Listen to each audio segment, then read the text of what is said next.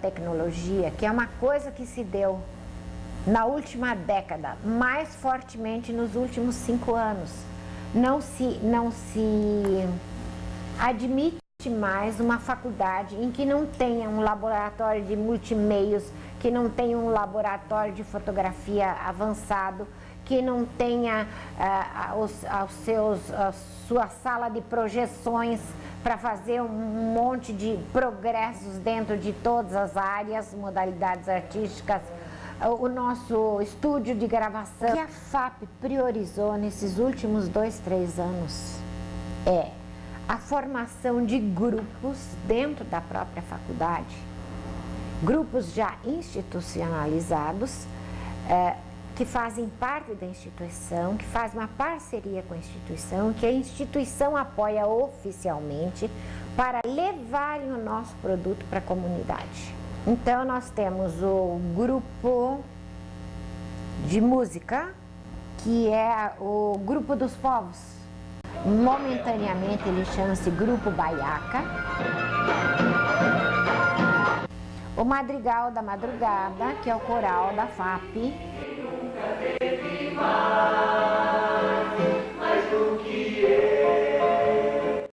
Temos o Grupo do Chorinho.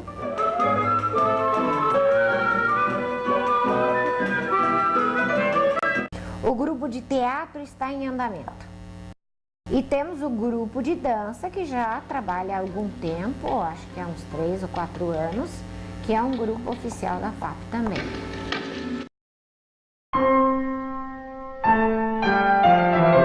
Ela é o começo de tudo, ela é a história viva ainda dessa faculdade, né? Hoje o pessoal, são poucos os remanescentes da época, né? Então ela é um mito dentro dessa faculdade, é um mito. Eu fiz parte da Orquestra Sinfônica como violinista. Como eu tirei o curso de professora normalista, fui dar aula nas escolas de curso primário naquele tempo, que era o primeiro grau, né? Era professora de música também. Trabalhei no Instituto de Educação, no grupo escolar 19 de dezembro, no Jardim Emília Erickson, também ali a música era comigo. Depois, mais tarde, eu fui ao Rio de Janeiro para fazer um curso de canto orfêonico, com bolsa de estudo paga pelo governo do estado. Eu e mais umas 5 professoras. E então eu fiquei muito entusiasmada com a música, com o emprego da música na educação. Quando eu tenho que falar alguma coisa ou retomar o processo histórico da FAP, que foi a FEMP, da FEMP, que foi o Conservatório Estadual de Canto Orfêonico, eu tenho que revolver a terra para encontrar a semente. E a semente é o canto orfêonico de Heitor Villa-Lobos. O nosso diretor lá era o Heitor Villa-Lobos. Quando a minha volta ao Paraná, eu falei com alguns deputados e nós conseguimos que fosse criado o Conservatório de Canto Orfêonico Estadual nos moldes daquele do Rio de Janeiro, com o apoio todo do Villa-Lobos e lá dos professores. Em 1956, marca a criação do Conservatório Estadual de Canto Orfêonico do Paraná, pela Lei 1856, de 7 de abril de 1956. Por interferência da Escola de Música e Belas Artes do Paraná, esta lei foi efetuada. Mas, para a alegria nossa, o veto foi rejeitado pela Assembleia Legislativa e o Conservatório considerou-se, então, criado. Entretanto, esse nosso entusiasmo teve curta duração, pois o então secretário da Educação, Dr. Vidal Benoni, que já havia tomado partido a favor da outra escola, se omitiu, desconheceu o fato e não deu, portanto, cumprimento ao decreto. Somente 4 anos depois, 1960, é que o conservatório foi instalado graças ao novo secretário de Educação, Dr. Nivon Weiber, que propôs imediatamente ao governador a nomeação do diretor, maestro Antônio Melilo. Quando a professora Clotilde levou a ideia do Conservatório Estadual de Canto Orfeônico ao maestro Antônio Melilo, que possuía na época a Academia de Música do Paraná, ela estava embalada pelas ideias de Heitor Villa-Lobos, porque dele tinha sido aluna. E sendo aluna, tinha não simplesmente, lido a função social, pedagógica do canto orfeônico, mas muito mais do que isso, ela estava com a alma crivada pela sensibilidade que sempre teve desses ideais do canto orfeônico, que nada mais eram do que democratizar a arte, do que levar o canto, a música para todas as crianças de todas as escolas brasileiras. E o conservatório funcionou de 1960 até 1966. Em 66 nós tínhamos que passar a faculdade, a ser faculdade. Em 1965, por um dispositivo do Ministério da Educação, os conservatórios de canto orfeônico do país foram obrigados a aumentar a carga horária de seu curso, que passou então para 4 anos, a fim de melhor se caracterizar como sendo de nível superior. A princípio, com o curso de Educação Musical e posteriormente com o de Licenciatura em Música. Em 68, então, eu fui nomeada diretora mesmo da Faculdade de Educação Musical. Prometo de coração servir a arte para que na disciplina o Brasil possa trabalhar cantando. Este foi o juramento que eu proferi como formanda no dia 17 de dezembro de 1971, no auditório da Reitoria da Universidade Federal do Paraná, formanda da Faculdade de Educação Musical do Paraná. Nós não tínhamos assim sede de início, nós passamos a funcionar, porque era a primeira turma, no Instituto de Educação, numa sala lá do Instituto de Educação, no Salão Nobre. Funcionou lá, depois passou a funcionar onde era a Academia de Música do Paraná. Na 13 de maio, um imóvel alugado. No final de 69, foi promulgada uma lei, a 6.034, que autorizava o Executivo a criar as universidades de Londrina, Maringá e Ponta Grossa, e mais a Federação das Escolas Superiores Isoladas de Curitiba, bem como tomar as providências necessárias para proceder à sua implantação.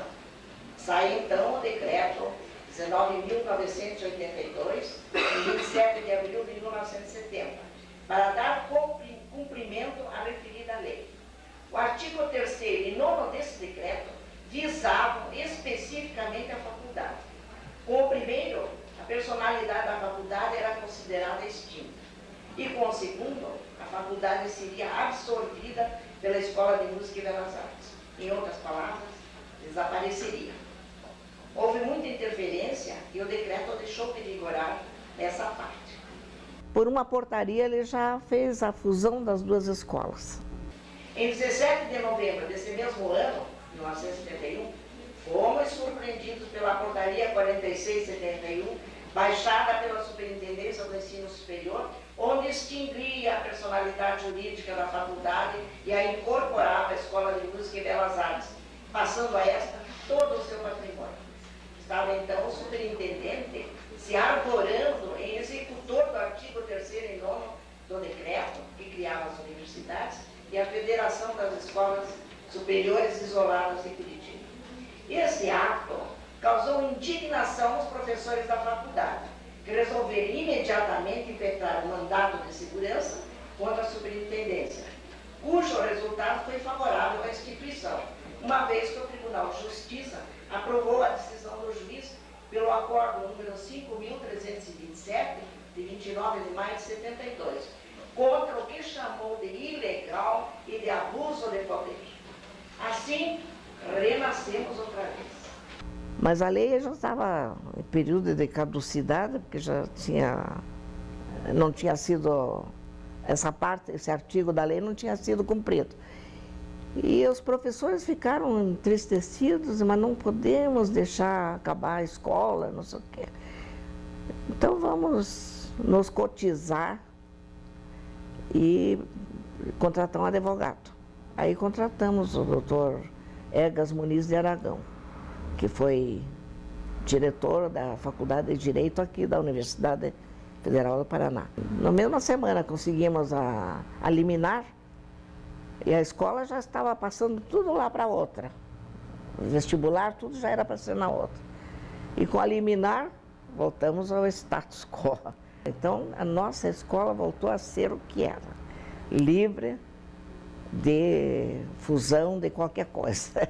Então, as autoridades tiveram que aceitar, né? Com a lei 5692, de 71, que trazia a educação artística como disciplina obrigatória, e o parecer 2373, que estruturava os cursos de licenciatura em educação artística.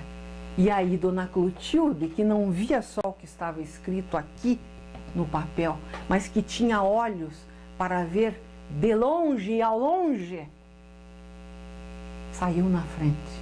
Então, a faculdade foi a primeira, não é, que organizou-se para atender a questão da formação dos professores em educação artística. A minha vinda para a FAP deu-se em 1975, através do curso que era um curso, chamava-se CAP na época, que era do Estado, era uma espécie de uma licenciatura curta que formava os professores de educação artística para o Estado. Em 1975, entabulando com a professora Clotilde, que na época nós tínhamos só a nível superior o curso de música na FAP, tá? Nós começamos a trabalhar no programa para que a FAP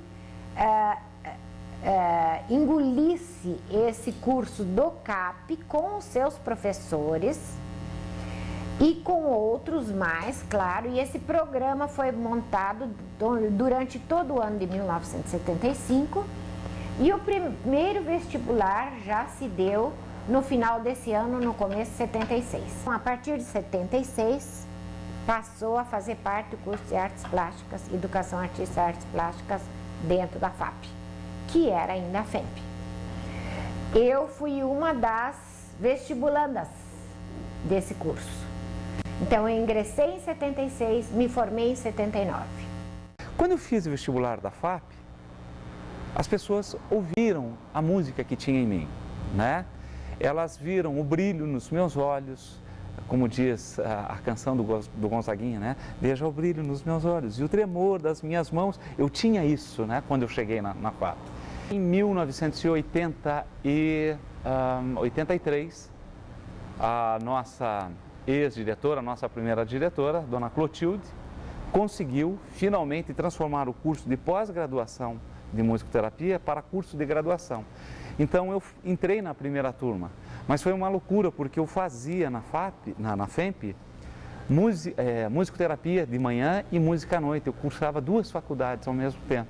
O curso de musicoterapia foi instituído oficialmente na FAP em 1983. Então, a partir daí, nós já tínhamos 3 cursos: música, artes plásticas e musicoterapia. Até que, passado mais alguns anos, a professora Clotilde já havia deixado a instituição, ela ficou 16 anos, já havia deixado, e aí em 87, 88, eu me tornei coordenadora da Faculdade de Educação Musical porque havia uma lei que determinava a fusão de FEMP e EMBAP. E eu fiquei como coordenadora da instituição, fazendo parte de uma comissão determinada por decreto governamental para articular esta fusão. Não haveria, na verdade, mais EMBAP e FEMP. Haveria uma instituição que englobava as duas. Mas por força política não deu certo. E não sei se só por força política, mas por que também? Porque o princípio, a garantia do princípio de que para trabalhar a educação artística ou a arte na escola, não é? Ou seja lá com que outro nome for, os professores haveriam de se comprometer com a questão social e pedagógica e não apenas artística, foi exatamente o mesmo princípio que regeu a criação dessa escola e todos os processos de transformação, e que talvez tenha invalidado a possibilidade de fundir as duas para fazer uma outra.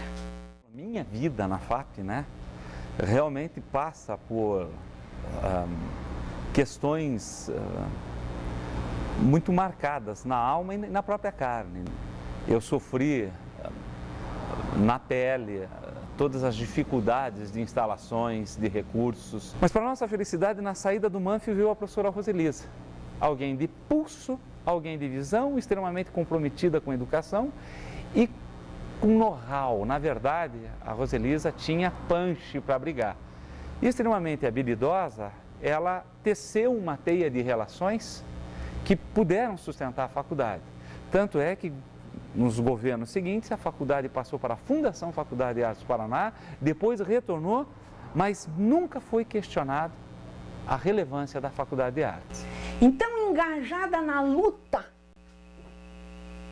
pela sobrevivência da faculdade, lógico que eu era engajada aos fundamentos, a essa semente, não é?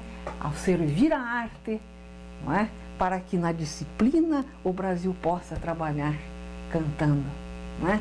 É fazer jus ao meu juramento. Em 89 eu fui nomeada diretora da Faculdade de Educação Musical, e aí digamos assim, um dos benefícios que consegui com a ajuda, lógico que de políticos e de pessoas da administração na época, foi transformar, ou seja, dar à Faculdade de Educação Musical uma personalidade jurídica de fundação. Então, nós passamos a ser Fundação Faculdade de Educação Musical. E isto representou muito, porque durante 20 anos a personalidade jurídica dessa instituição não era juridicamente completa. Era uma autarquia incompleta. E com a transformação em fundação, nós nos igualamos às demais estruturas das instituições de ensino superior estaduais do Paraná, como a UEL, a UEM, as universidades, e mais 9 faculdades isoladas que já eram fundação. E a Faculdade de Educação Musical ainda não era. Ainda como diretora da fundação, o que ocorria? Ocorria que já havia uma diversidade de cursos dentro da Faculdade de Educação Musical. Então, o licenciado em Artes Plásticas era licenciado em Artes Plásticas. Por onde? Pela Faculdade de Educação Musical. Então, atendendo à questão da diversidade das linguagens artísticas, não é? Das formas artísticas, atendendo à diversidade dos cursos, então, ainda quando eu estava como diretora, nós fizemos uma reunião de congregação e mudamos o nome para a Faculdade de Artes do Paraná. Saímos da 13 de maio, fomos para a Paula Gomes. Na Paula Gomes, quando nós fomos a Paula Gomes nos dava muito mais do que a 13 de maio, o endereço da 13 de maio tinha nos dado. Então nós saímos de lá e fomos para o LT. A questão da Paula Gomes, havia um clima favorável ao trabalho e tal, não é? A ida ao LT, eu acho que chocou, porque as pessoas queriam que as coisas acontecessem na Paula Gomes.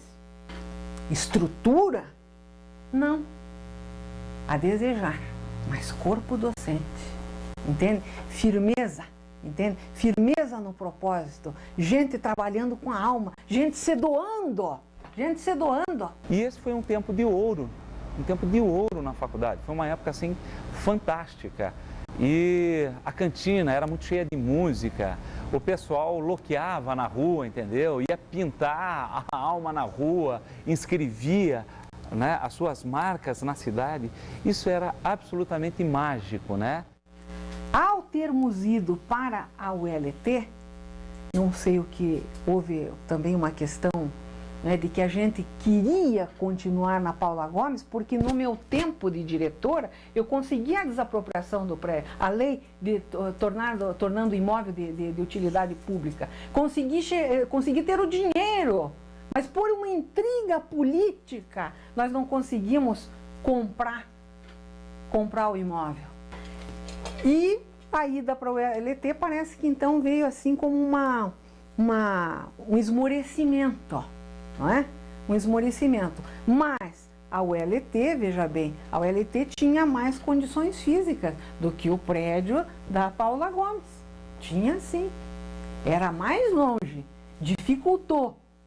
Há quem diga que o número de evasões foi pela distância. O Estado transfere, num acordo com a Pontifícia Universidade Católica, retira os cursos de teatro, que era um convênio do Guaíra com a Pontifícia Universidade Católica, o curso de teatro e dança, e simplesmente vai jogando na FAP. Claro que a FAP tinha intenção desses cursos, mas se a coisa fosse bem estudada, se isso fosse dar fôlego, mas não.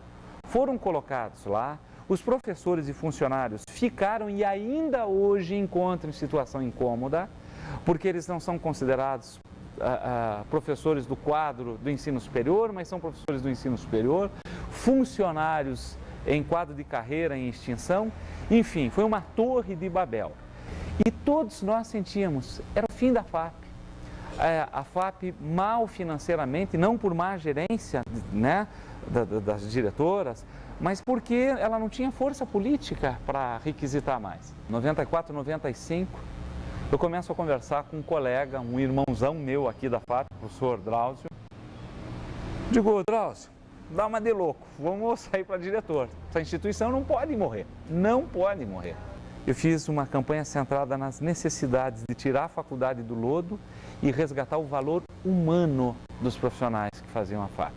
Então eu assumi, foram anos difíceis, sem sede, e meu projeto número 1 era dar uma casa para a instituição. E havia um movimento da FAP sem teto, né, que é esse pessoal indo à rua fazendo 120 horas por um teto, né, 120 horas de arte por um teto, transformou essa instituição, mobilizou a comunidade, e eu acho que a gente pode fazer milagre. É expresso em várias matérias de jornal, até tem um dossiê que trata, né, disso, a Assembleia, Câmara dos Vereadores, enfim, a gente mobilizou uma grande ordem política. E a saída, digamos lá, da ULT para esse espaço aqui do Tecpar, não é? Aqui no JuVV, lógico que foi um grande avanço, não é? Foi um grande avanço. E pela localização, não é? E pela possibilidade que de repente desenhou-se de ocupar outros prédios do próprio Tecpar, não é? Porque também não chegamos no Tecpar com espaço suficiente para todos os cursos. Não aconteceu isso, não é? Mas sempre houve o quê? Uma luzinha, não é? Acesa, não é? Indicando possibilidade de nós pegarmos com o tempo e as exigências dos outros cursos, irmos pegando outros prédios, não é? Do próprio Tecpar. Mas, na verdade, isso aqui era o projeto, e aqui dentro está especificado, né? Todos os setores, prevendo até elevador, estúdios de dança, etc. Eu tentei, nos meus 2 últimos anos de gestão, fazer com que a Faculdade de Artes do Paraná se fundisse com a Universidade Estadual de Ponta Grossa, para que tivéssemos o status de universidade. Poderia até ser um campus de Ponta Grossa, coisa que eu valho. Mas a primeira coisa que eu tentei, e me lembro ter excelente receptividade com a professora Suzana, daquela diretora, né, ainda diretora da Embap, da gente aproximar as instituições e, por que não, ter no Brasil a primeira universidade das artes. E universidade tem que atender ao apelo etimológico da palavra.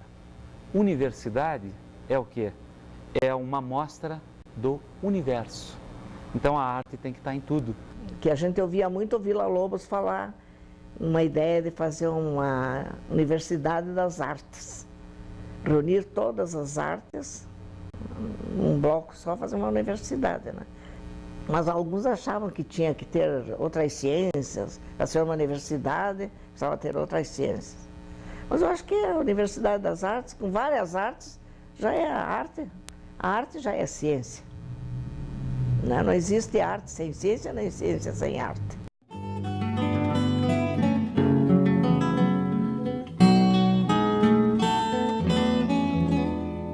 Nos morros das serradas, muita história dá pra ver. Da lua namorada, muitas preces hão de ser.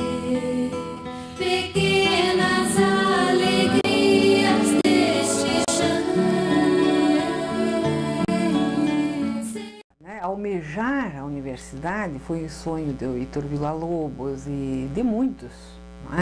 Acredito que hoje tenha pessoas dentro da FAP que tenham esse sonho. Que a FAP, como está hoje, ela anda sozinha, tá? Ela tem como continuar avançando sozinha, mas seria muito, muito interessante para nós, para os nossos docentes e para os nossos discentes que saem daqui profissionais, que eles saíssem de uma universidade. Então a nossa luta é para que essa faculdade pertença a uma universidade e nós estamos lutando para isso. Se vamos conseguir, não sei, mas acho que durante todo esse ano vai se ter novidades a respeito disso. Quem sabe uma Universidade das Artes, não é? Alguma coisa diferente. Se não, a faculdade mesmo, com todos os cursos que já tem, com toda a possibilidade que há de ter, não é? E a preservação dessa semente. Isso é fundamental. Nós temos 7 cursos, mas temos os desdobramentos. Nós tínhamos música licenciatura, agora nós temos música popular, que é o bacharelado. Então, atualmente temos 2 cursos de música, mais o musicoterapia, porque o musicoterapeuta, ele atua na área de saúde e na área de artes e licenciatura, e na área de saúde e na área de música, principalmente.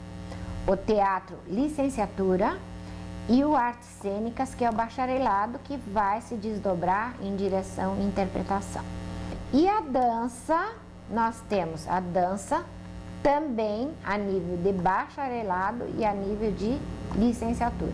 Instituímos agora, no curso novo de artes plásticas, que passa a ser artes visuais pela nova LDB, alguns cursos, alguns conhecimentos básicos para os nossos professores licenciados que saem daqui, que vão trabalhar em museus, para eles terem uma pequena pincelada do que é trabalhar dentro de um museu de arte ou dentro de um museu histórico. Então eles vão ter princípios básicos de museologia. O curso de cinema poderá sair antes do curso de museologia, mas são as duas pretensões futuras e que terão que ser feitas brevemente.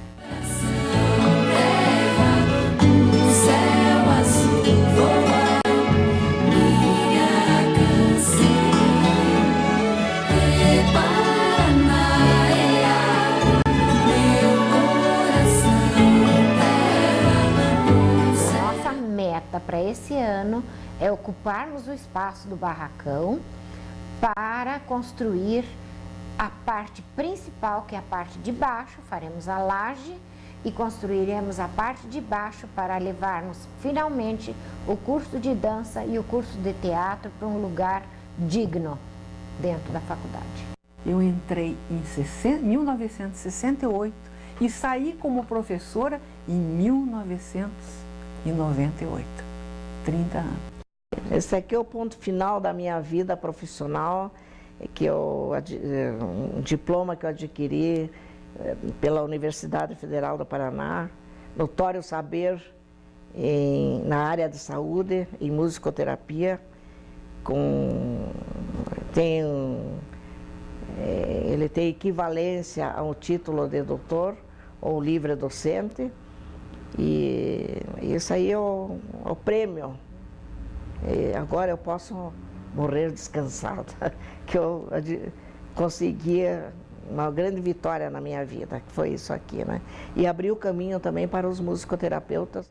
Houve uma publicação no Boletim Latino-Americano de Música, em 21 de fevereiro de 46, onde Villa-Lobos termina o documento dizendo assim: para frente, ó música, que algum dia tu sejas a maior inspiradora da paz entre os homens.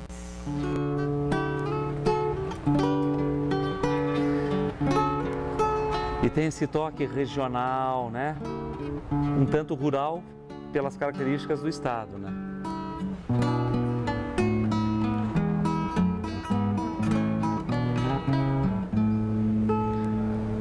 Dos morros das cerradas, muita história dá pra ver.